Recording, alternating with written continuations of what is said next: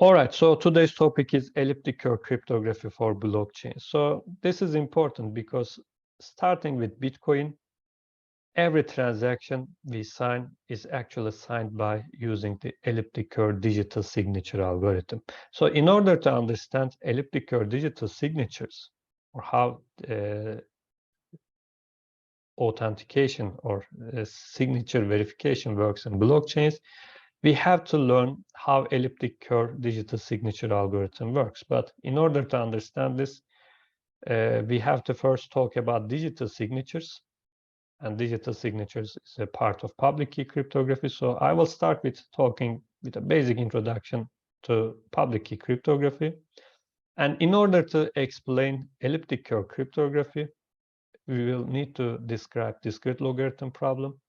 And in order to describe it, we need just some basic algebraic structures like groups, rings, and fields.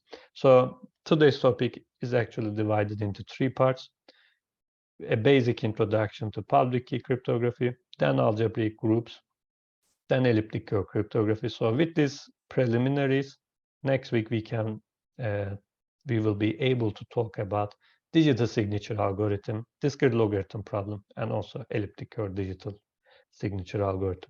So let's start with public key cryptography. So idea of public key cryptography is first introduced by Diffie and Hellman in 1976. So maybe we should also include Merkel's ideas here, because Diffie and Hellman used also some of the work by Merkel. So it is based on a trapdoor function where the function has an input and output. You can think about this plain text as ciphertext or just P and C. So idea is as follows. They try to introduce a trapdoor function. So let's look at first to one-way function and then define what a trapdoor function is. So as a one-way function, you can think this as a hash function. So a one-way function is easy to compute when you have the input. So you can calculate fx and provide the output, but hard to invert. So in other words, when you have the output and when you know the function f, it is hard to invert it. So it is hard to find x. So as you can see, hash functions are an example to this. So here we are actually talking about primary resistance. But a trapdoor function is something different. It is again easy to compute fx, and it is hard to invert it. But if you have some extra knowledge, you will be able to invert f, and this is called the trapdoor. So, for instance, we will talk about briefly talk about RSA, where you actually choose two primes, then multiply it. So those primes actually can be think about your trapdoor, because that knowledge allows you to invert the process. So Diffie and Hellman received ACM Turing Award in 2015 for this work. But actually, this is a late award, because in this work, they introduced Diffie-Hellman key exchange, and almost whole internet communication relies on this key exchange algorithm. So this is important. So public key cryptography has many different areas. It's actually one of the tasks is confidential message transmission, so encryption and decryption. Here we have examples of RSA and Algama. Public key cryptography also solves the problem of authentication by using digital signatures, and this is the part that we are going to focus in this lecture, because, as I mentioned, encryption or decryption almost never used in blockchains, but digital signatures are always used, because for instance, in every cryptocurrency, every transaction is digitally signed. So this is the place that we are going to focus. And as I also mentioned, Diffie and Hellman introduced Diffie-Hellman key exchange algorithm. If you want to perform encryption, instead of using RSA, you can simply use key exchange and exchange the key of a symmetric key crypto system through an unsecure channel like AES encryption key. So this way you can communicate in an encrypted way. But again, this is outside the scope of this lecture. Here our aim is to solve the problem of authentication, because in blockchains, some people will claim that they have some amount of cryptocurrency and they want to transfer it. This is what happens in cryptocurrencies. Of course, if your blockchain is about not cryptocurrencies but about something else, you will need to sign your transaction anyway. So this is the part we need to talk about. So in order to talk about this, so as you might recall, here we are talking about functions where it is easy to compute one way and hard to invert. So this hard actually is not a scientific term, right? Here we are actually trying to talk about interactability. So here, in order to talk about them, we have to talk about how hard to perform an algorithm or how much time it consumes. So we need to talk about polynomial time algorithms and exponential time algorithms and so on. So let's start. An algorithm to perform a computation is said to be polynomial time algorithm if there exists an integer d such that the number of bit operations required to perform the algorithm with a k-bit input is, with the big O notation, k to the power d. So this d is an integer, and k is the number of bits of the input. So if we can perform this algorithm requiring around this many steps, then we will call it a polynomial time algorithm. And sometimes we cannot come up with a fast algorithm, and your solution might be exponential time. And an exponential time algorithm has an estimate of big O notation e to the power ck, where k is the total input length and c is a constant.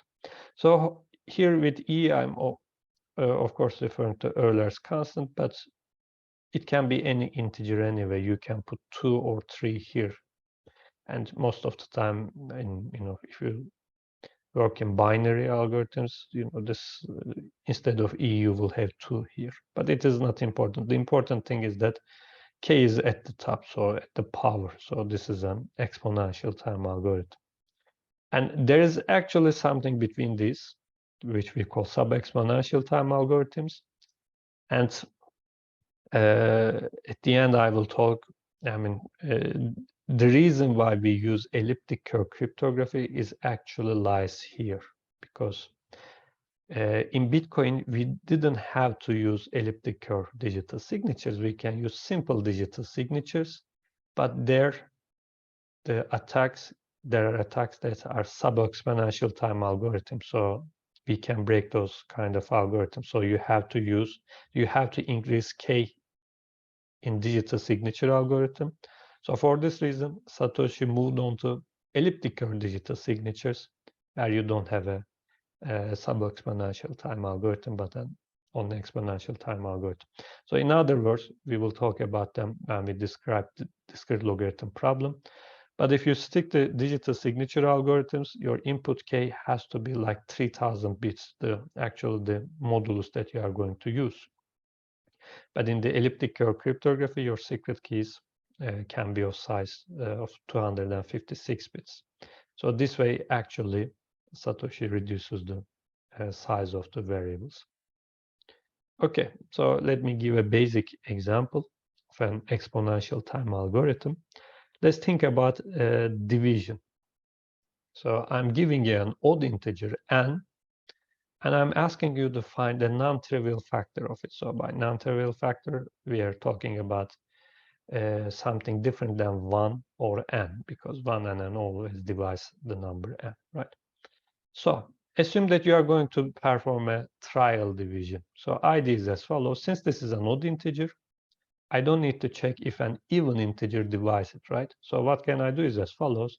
I can try starting with 3 and check if this odd integer divides n. So I check if 3 divides n. If it doesn't, I try 5, 7, 9, and so on. So at some point, I will go until square root of n, because if anything between this range does not divide n, then something greater than square root of n cannot divide n. So this is the, basic approach that you can use. So this is, of course, not the best, but, assume that we wrote an algorithm, and this is what it does. It tries all integers in the range starting from 3 to square root of n, check if one of them divides n. So assume that n is k-bit integer. So log 2 of n is just k. So the question is how many operations I need to perform in this algorithm. So look at the number of trials. I'm actually performing division square root of n many times approximately. Actually less than that number, but it is close to this. So let's say that I'm going to perform square root of n divisions. So since n is k bit, so this means that actually this number is 2 to the k over 2. So I will going to do this many divisions.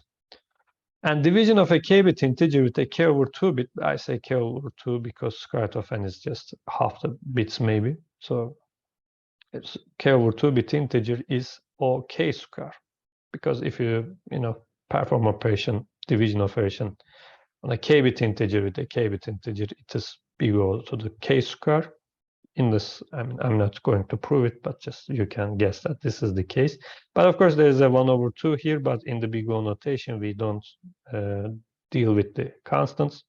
So as you can see, this step requires a single division, requires this many bit operations. But I said that we are going to perform this many divisions. So such a simple way of checking, trying to finding factors, actually exponential time algorithm, because you need to perform 2 to the k over 2 times k square operations, right? Question is, so this is this the best? So can I find the polynomial time algorithm that actually finds a non-trivial factor of n? So this is an open problem. So far, we couldn't come up with such a polynomial time algorithm, but we found sub-exponential time algorithms that actually can solve this problem. Actually, this is why, in practice, when we talk about RSA encryption or RSA signatures, we need to use a huge modulus size. I mean, when we want to choose 2 primes and multiply it, we need to choose very huge primes because of these sub-exponential time algorithms. Again, in the elliptic curve digital signature algorithms, we will see that there is no such sub-exponential time algorithm. So let me briefly give the definition of the sub-exponential time algorithm. Here we define it with 2 variables, so gamma and c. So it is defined as this big O notation, e to the power, ck to the power gamma times ln k to the power 1 minus gamma. So it looks complicated, but actually there is a very meaningful way to express this. Here, c is just a constant which is larger than 0, and gamma is something between 0 and 1. So if k is the input size of an algorithm, and if the estimate of the time cost of the algorithm is just L gamma c, the algorithm is called a sub-exponential time algorithm. So why we have such a definition? Because you can observe that if you choose gamma equals to 1, like here, and go there and write 1 here, you will realize that it becomes 0. So this cancels out. This 1 also goes. So you end up with e to the ck. So if gamma is large, recall that gamma is something between 0 and 1. So if gamma is 1, the algorithm becomes exponential. But if gamma is 0, then k to the 0 is 1. So this part goes, and this ends up with ln k. But e to the ln k, you recall from high school, you can get rid of the logarithm with this way, so you end up with k to the power c. So this is polynomial time. So as you can see, gamma, when gamma gets closer to 0, the algorithm becomes faster. If it comes closer to 1, the algorithm becomes slower. But in any case, if you can come up with such a gamma, then this means that this is a sub-exponential time algorithm. And as a reminder, as I mentioned, there is a sub-exponential time algorithm that find non-trivial factors of an integer. Okay. So Hocam, another az önceki slaytı anlamadım da ben. 1 koyunca 0 olmuyor mu direkt? so Ln if you put 1, ln k remains because 1 minus 1 is 0, and 0 power of ln k is 1. So you end up with e to the ck to the power 1 multiplied by 1. So this ln, recall that this is logarithm to the base e. This is why you are actually thinking that maybe if it is 0, then it will cancel out, but no. You're just taking the 0th power of any value, which is 1. So this is why it doesn't cancel out. Okay, but you can also check. Here is the brief definition, but you can find a more detailed explanation on the web, I guess. So another thing I want to talk here, this is actually related to factorization, which we are not going to talk much in this lecture. At some point, if we are going to talk about RSA accumulators, you will realize that these definitions are meaningful here. But let me explain it anyway. We can divide actually problems as decision and search problem. So a decision problem is a problem whose solution or the output is yes or no. And the search problem is again a problem, but the solution now can be more than yes or no. So here's a basic example. I give you an odd integer and asking you to factorize it. So it is a search problem because you don't answer as yes or no. You just give me the values that that divide n. I can ask the same question in a different way. I give you an odd integer n and ask you if n is prime. And this is a decision problem. You will answer yes or no. So you might think that these problems are identical because, for instance, if you can factorize n, then you also know if it is prime or not. Yes, this problem actually covers this one. But is the other way around? Is it also true?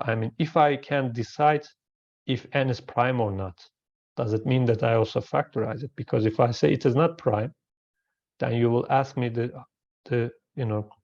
factors. So the thing is that I already mentioned that I have sub-exponential time algorithm to solve this search problem, but we have polynomial time to solution to solve the decision problem. So this is kind of surprising for many people. So I can, in a very fast way, decide that the number is prime or not, but it takes longer for me to factorize it. So this is important because when we talk about RSA, we tell you to, in the first part of the algorithm, just the first line of the pseudocode is to say that choose large 2 primes P and Q.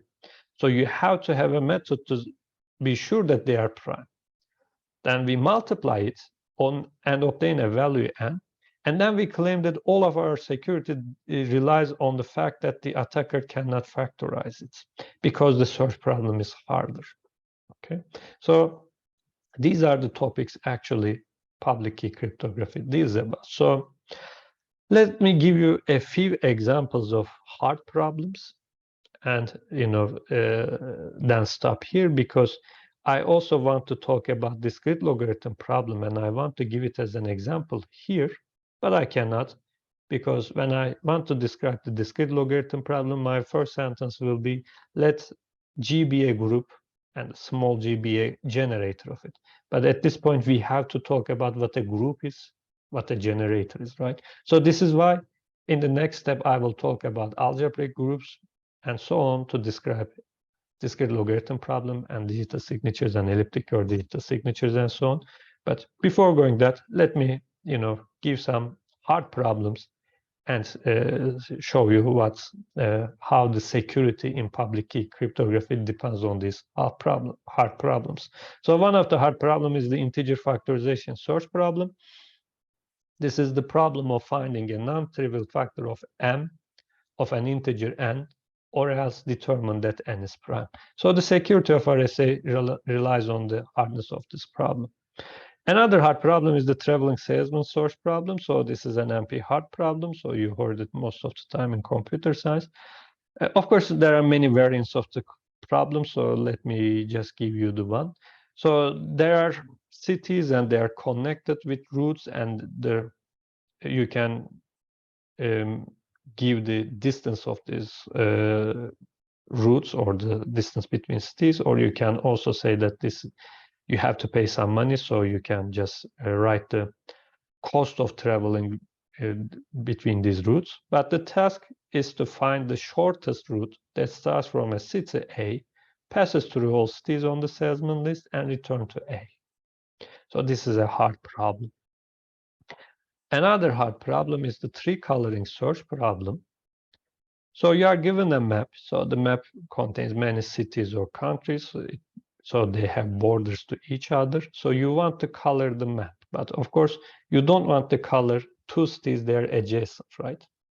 If you color them with the same color, then you will confuse if they are the same city or not. So the tree coloring search problem is as follows.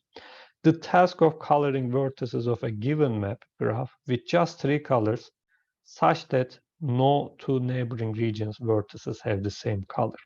So it is surprising, but it looks like very easy problem, but it is not that easy. And this is also a hard problem.